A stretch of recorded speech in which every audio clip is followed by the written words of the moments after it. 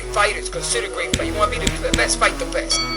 What's going on? This is the Boxing Roundtable. I'm your man, Jose, the Dominican Dream, alongside the Maniac. And we are ready to talk boxing. Enmanuel El Vaquero Navarrete this weekend against fellow Mexican Oscar Valdez in what should be a goodie. Whoo! Yeah, definitely. Let's dive right into that fight. Let's break that fight down. Oscar Valdez and Enmanuel Navarrete are both fighters who are coming off not so great performances. You had Enmanuel Navarrete face Liam Wilson, who was 11-1, 7 knockouts out of Australia, a land who's not really known to produce a tremendous amount of great fighters. But he was a kid that was game, focused, ready, and dedicated to his craft. He's even training with Barry Hunter down there in the D.C. area. So props to him for showing up and giving it his best. Navarrete looked out of shape. He looked fat. They even asked the commentators, Ward, Bradley. Ward said they asked, what's his name? Joe Tessitore, I believe it is. What do you make of Navarrete's physique at 130? He said, well, I don't like it. Andre Ward said, I don't like it. Even though Navarrete is known to, he's not a guy that's been cut up or extremely tight, but he's definitely tighter than what he was in that fight. So I saw Navarrete, who's not only in this performance, but in his last few performances, yes, he has won, but there's been a lot of moments where he hasn't looked good. He even got dropped against Liam Wilson, a guy who only has 7 knockouts out of 11 fights, but only 7 knockouts. He's probably not a tremendous puncher, solid puncher, but it showed us that Navarrete, either he hasn't been dedicating himself to this sport, to his fights like he should. Mm-hmm. And this is not his first performance where we see that. So now with Oscar Valdez, we know he fought Stevenson and lost. And then he fought now Adam Lopez in the rematch. In the fight where he got dropped in the first fight. Yeah. And in this fight, I don't think he looked all that either. He got hit with a lot of punches. There were moments where Adam Lopez was outboxing him. He beat Burchell. And right after, he got popped for PED, along with Canelo. They're both in the same team, same camp. You guys do the math. Now, judging from both of these performances, I think that it makes for a great fight because they're both looking like fighters who maybe have been past their best, maybe are past their best, or maybe are not as dedicated to their craft as they once were. I think Oscar Valdez is. I think Navarrete has probably been eating one too many tacos, having one too many Tecate beers. So I think it's a tough fight to choose and to pick a winner. But given both performances, but still given their body of work, Navarrete is a guy that people like to call him an awkward fighter, but he knows how to fight. He knows how to measure distance inside and out. It looks like he might not know but he knows what he's doing. He has these awkward punches from awkward angles, but perfectly placed. They're thrown from weird angles. When he throws that uppercut, he turns that glove over, man. When he goes to the body, you see the torque in him putting his weight into the punch. Dude could take a punch. Dude could give a punch. Yeah.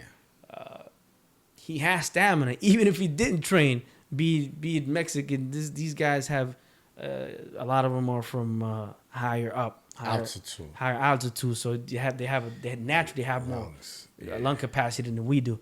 So that's why it's going to be hard for you to. When's the last time you seen a Mexican tired? That's tough to see in boxing. That's very rare. But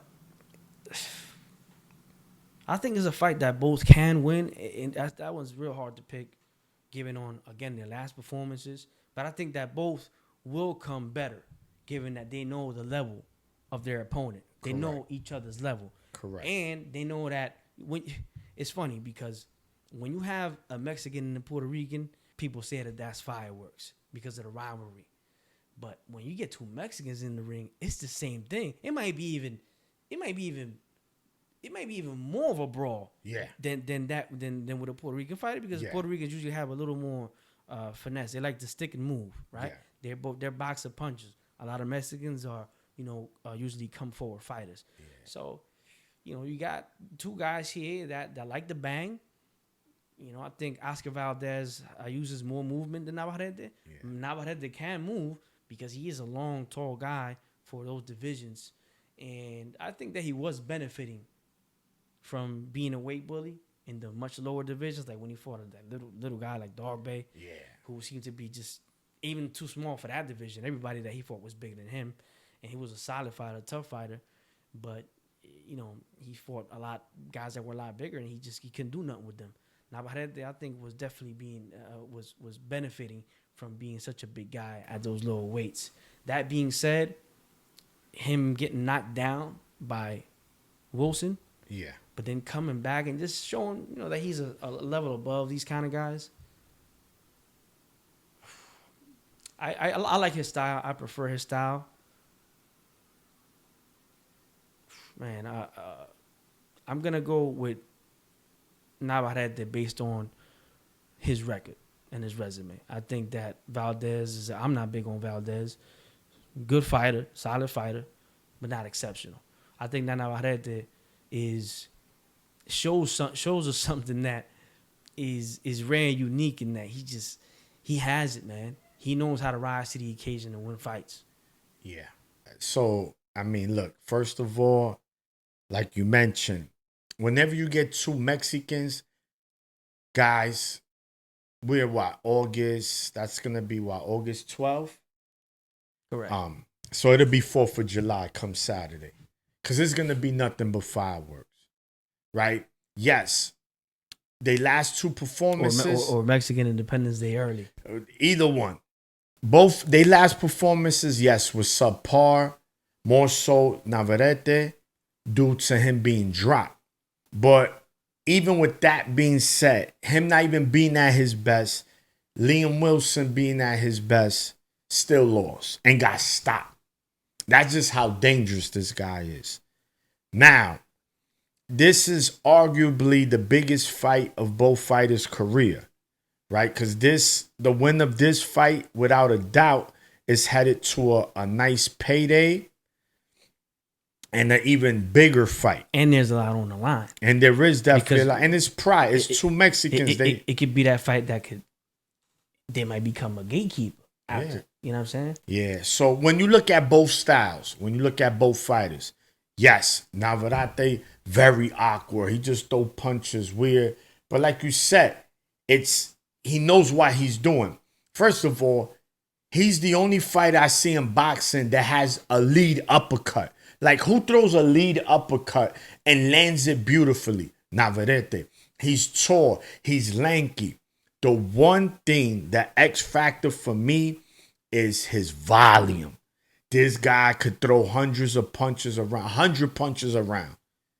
And he can do that from round 1 to round 12. He's the taller fighter. He's the bigger fighter.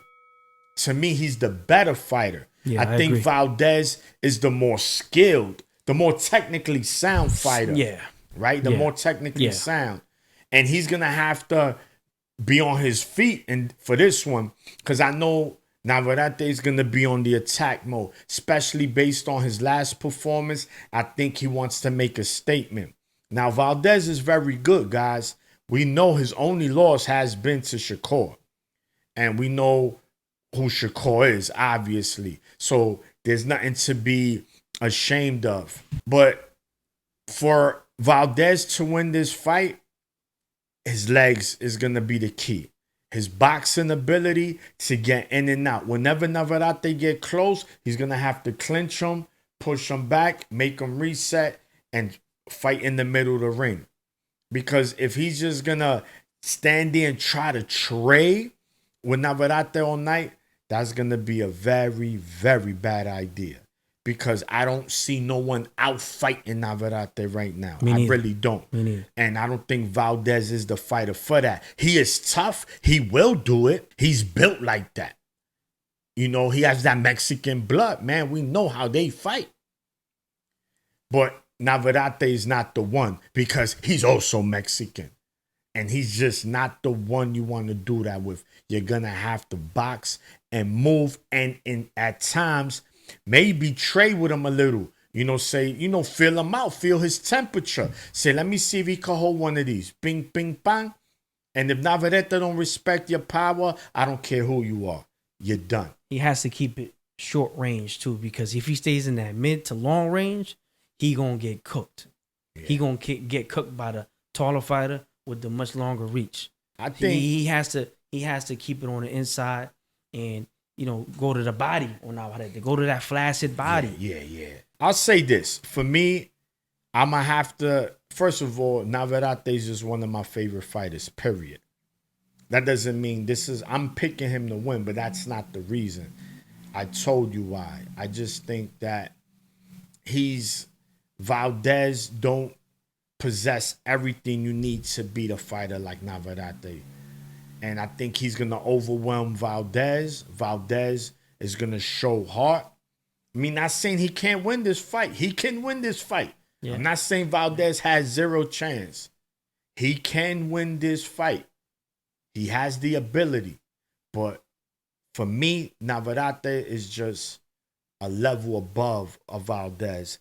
And I think come Saturday, we will see the Navarrete we used to see. I think that's very possible. Look.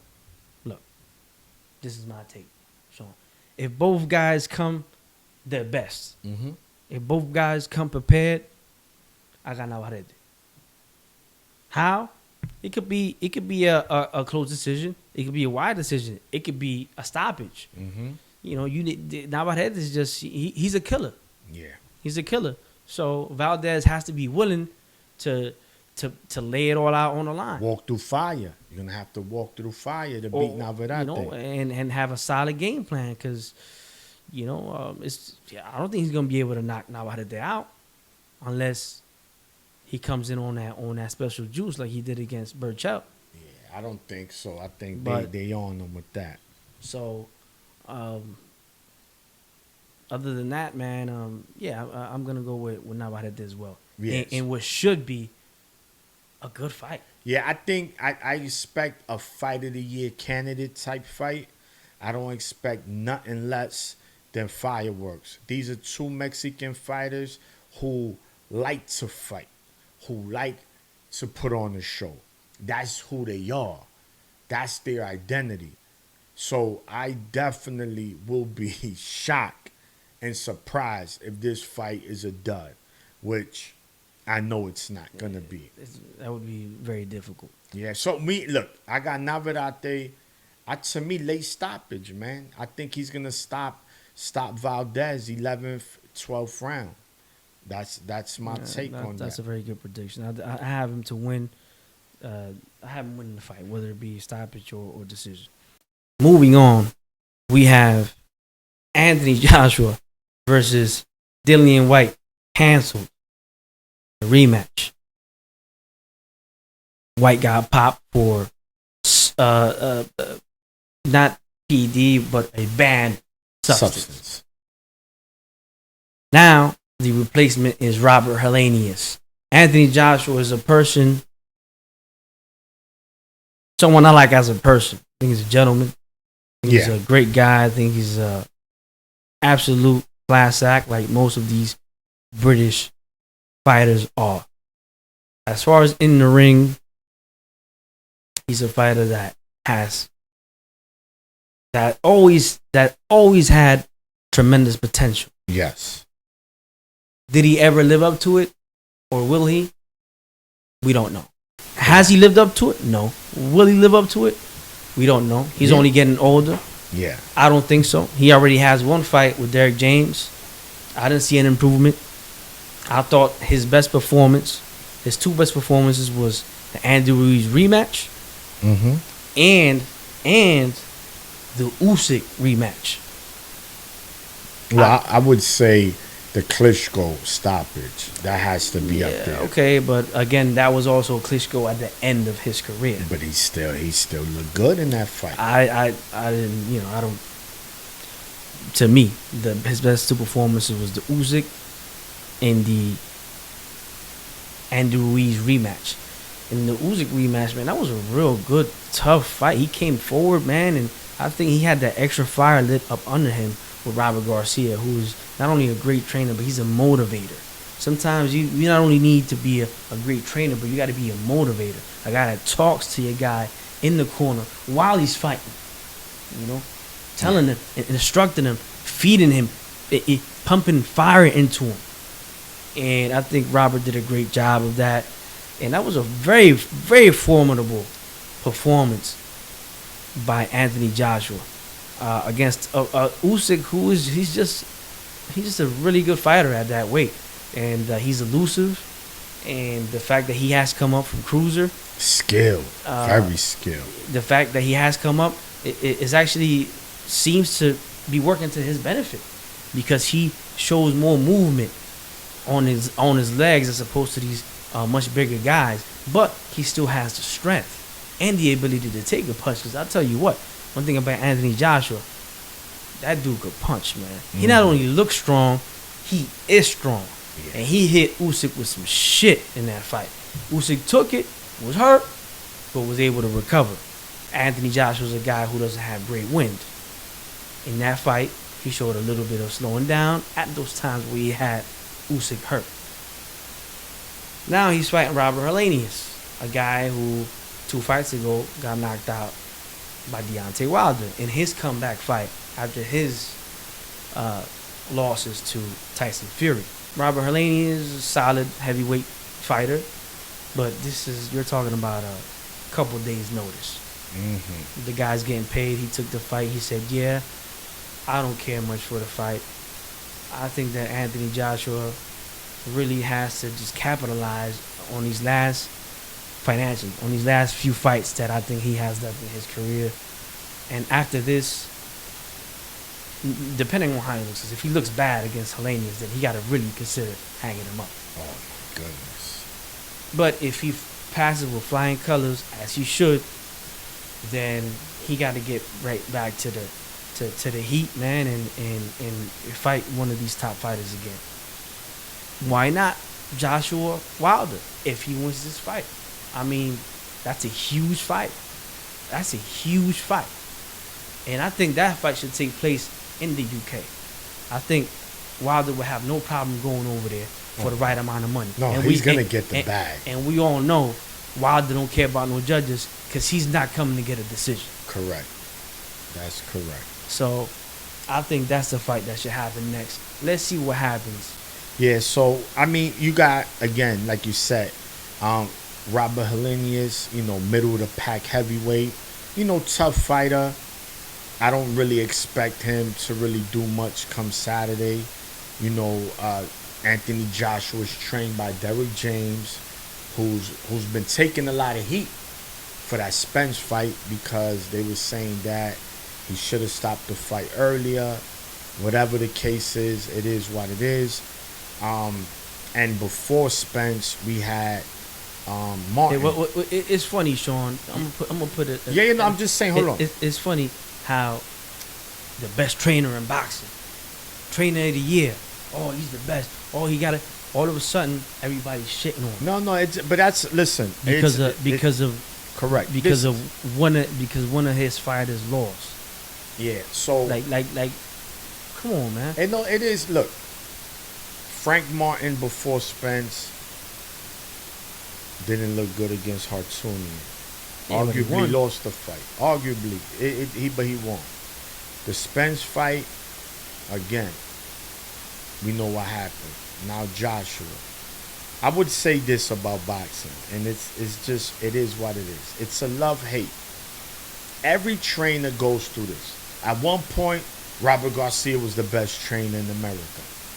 And I mean in the world. Freddie Roach was the best trainer in the world. Joel Diaz. I mean, Ronnie Shields. All these Buddy McGirt. All these fighters, all these trainers, all had their run. It's funny, all those trainers I think were fighters. Yeah. And now you have Derrick James, who again is training Anthony Joshua for this fight. Ryan Garcia, Yeah. Jermell Charlo, Yeah. So I don't think Errol Spence, so. Frank Martin. So I think regardless, it doesn't just because Spence Laws, Frank Martin had a subpar performance, you can't take nothing from him as a trainer. He's still a great trainer. I mean, it happens. Tom Brady lose 2 games in a row. He's a bum now. He's not the greatest quarterback. No, it don't work like that. You're gonna win some. You're gonna lose some. That's the nature of all sports. Doesn't matter. Come on, Derek Jeter never struck out. You know, come on, like, but again, this is where it comes with the territory. It is what it is. I just hope that Anthony Joshua looks good Saturday, because imagine if Joshua loses, right? And then comes to the next month, Charlo loses to Canelo.